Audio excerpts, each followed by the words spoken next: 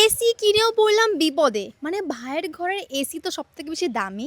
কারণ ২ টনের এসি আর হচ্ছে ওর ঘরটা যেহেতু বড়। কিন্তু সেট করানোর জন্য যেই মানে সামসেট নেই কোনো ভাইয়ের জানার উপরে। তো সামসেট ছাড়া সেট করতে হলে ওরা চাইছে ৳৫,০০০ টাকারও বেশি। মানে ইউজুয়ালি ক টাকা নিচ্ছে এটা সেটা তোমাদেরকে একটু পরে জানাচ্ছি। কিন্তু ভাইয়ের ঘরে এসি লাগানোর জন্য মানে সামসেট নেই কোনো, উপরে উঠতে পারছেন না। ওটা অন্য ব্র্যান্ডের। আর আমাদের নিচের ঘরের দুটো এসি আলাদা ব্র্যান্ডের।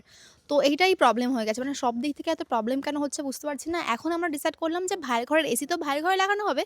কিন্তু এসির যে বাইরের কি ওটা বলে কুলার না কি বলে? যেটা আমাদের এখানে আপাতত মায়ের ঘরেরটা লাগানো হচ্ছে সেটা লাগানো হবে ৩ তালাতে। তাই তো ভাই? ৩ তলায় লাগানো হবে। উনি চলে গেছেন ওই মিস্ত্রি মানে ওই ব্র্যান্ডের মিস্ত্রি তো এসছিলেন। দেখে টেখে চলে গেছেন। উনি হয়তো কাল পরশু আবার আসবেন।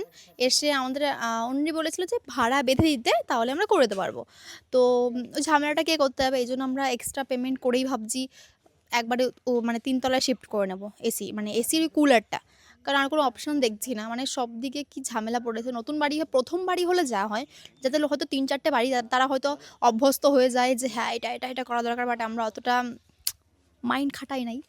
তো এই কারণে প্রবলেম। যাই হোক এখানে মায়ের ঘরের এসির জন্য কিন্তু একটু জুমটুম করো হৃদয়, পুরো স্ট্যান্ডের মতন দেখছো তো? তো এখানে মায়ের ঘরের এসির বাইরের কুলার বা কী বলে ওটাকে মেশিনটা সেট করা হচ্ছে। তো হয়ে গেলে ফাইনাল লুক তোমাদেরকে দেখাচ্ছি। ইয়েস!